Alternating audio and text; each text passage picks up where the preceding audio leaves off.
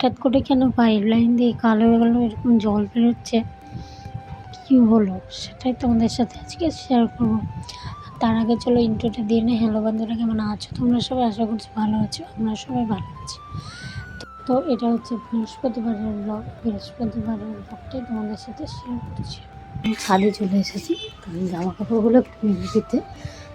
কী বলতো, একবার মেঘ একবার রোদ এরকম হচ্ছে, তো ওই জন্য জামা কাপড়গুলো ঠিকভাবে শুকাতে পারছি না। তো ওই জন্য ভাবলাম চলো একটু রোদে দিই, না দিলে আবার এরপরে আবার বৃষ্টি আসলে তখন আবার ঘরে নিতে হবে, সেটা আর ভালো লাগবে না। তো চলো এখন আমি জামা কাপড়গুলো একটু বাইরে দিয়ে দিই।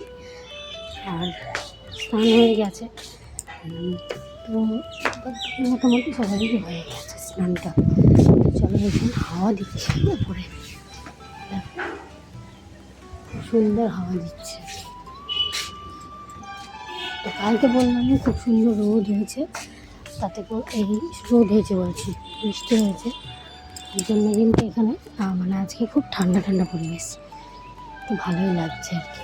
চলো পরের ভিডিওতে দেখো বন্ধুরা। এখন ঘড়িতে 7:25, এখন বাইরে খুব সুন্দর হাওয়া দিচ্ছে, মানে জানলাগুলো অটোমেটিক বন্ধ হয়ে যাচ্ছে, তোমরা দেখতেই তো।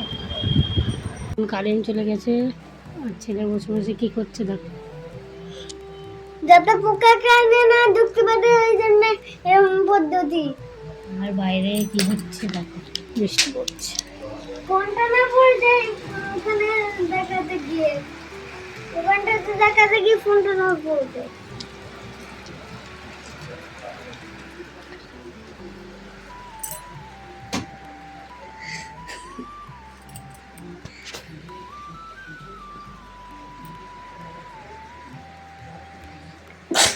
এই আমি এখন লিখে দিই, শেষ করে দিই নাকি লেখাটা? হ্যাঁ, তুমি এখানে বসো চুপ করে, ওই লেখাটা শেষ করে দিই, তারপর কারেন্ট আসলে তুমি লিখে নেবে। জানতাম না এতদিন বৃষ্টি হয়নি, এতদিন হবে। ঠিক আছে। বৃহস্পতিবারে তো সারাদিন সেরকমভাবে কিছু শেয়ার করা হয়নি, একদম সন্ধ্যাবেলায় চলে এসেছি। তারপর সবাই একটু প্রেশার টেশারগুলো মেপে নিচ্ছি, তো ঠিকঠাক আছে কি না।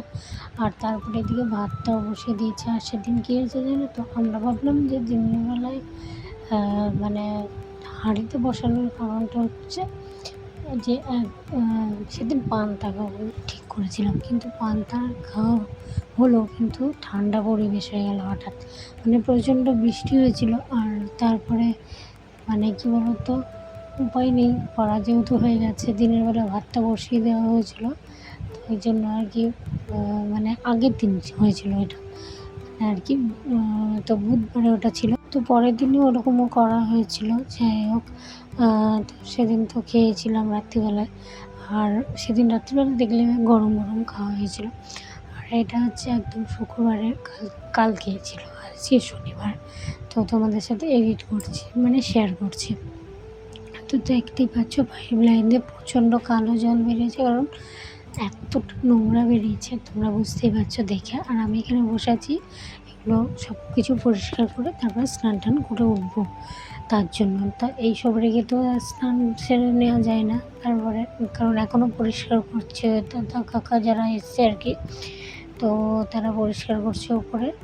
আর তারপর একদম সেরে ওরা যাবে, তারপর আমি যে গামলায় জল তুলে রেখেছি সমস্ত কিছু জোগাড় করে রেখে দিয়েছি, কারণ ওরা বললো যে জল টলগুলো তুলে রেখে দাও, তারপরে আর কি আমরা পরিষ্কার করবো। ঘুরতে এখন বাজে 1টা, আর আমার স্নান হয়ে গেছে। তো এতক্ষণ ধরে পাইপ লাইন পরিষ্কার করা হচ্ছিলো, তো সেই জন্য আর কি একটু দেরি হলো। যা আইরন হয়েছিল মানে কালো নোংরা সব জল বেরো, তো ওই জন্য আর কি একটু বসে থাকতে হচ্ছিলো, অপেক্ষা করতে হচ্ছিলো স্নান করার।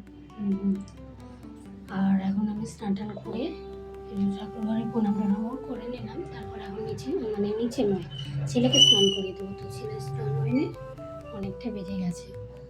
তো চলো দেখতে থাকো। এই কারণে আর কি কিছুই না, ব্যাপারটা মানে পাইপ লাইন যেহেতু পরিষ্কার হচ্ছিলো তার জন্য আমি আর কি বসছিলাম। আর কেন কালো কালো জল বেরিয়েছে সেটাও তোমাদের সাথে শেয়ার করে দিলাম। তো চলো দেখো, ভিডিওটা বেশি বড় করিনি, ছোট্ট একটা ভিডিও হয়েছে, তো কেমন লাগছে হচ্ছে 7:30। আর এখন দেখো ছেলে ঘুম থেকে উঠে গেছে, বসে আছে।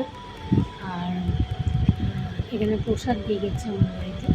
আজকে যেহেতু বুদ্ধ পূর্ণিমা, তো অনেকেই পুজো করেছে, তার জন্য এখানে প্রসাদ দিয়ে গেছে, সেটা এখন খাবে ছেলে।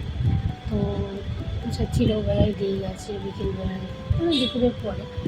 তো আমি ছেলে বললাম তুই খাবি, তো বললো হ্যাঁ ঠিক আছে। আর এখানে প্রিয় প্রিয় জিনিসগুলোই রয়েছে, দেখো ওর সাথে এই যে ছেলের প্রিয় জিনিস রয়েছে, আর এটা হচ্ছে আমার প্রসাদ।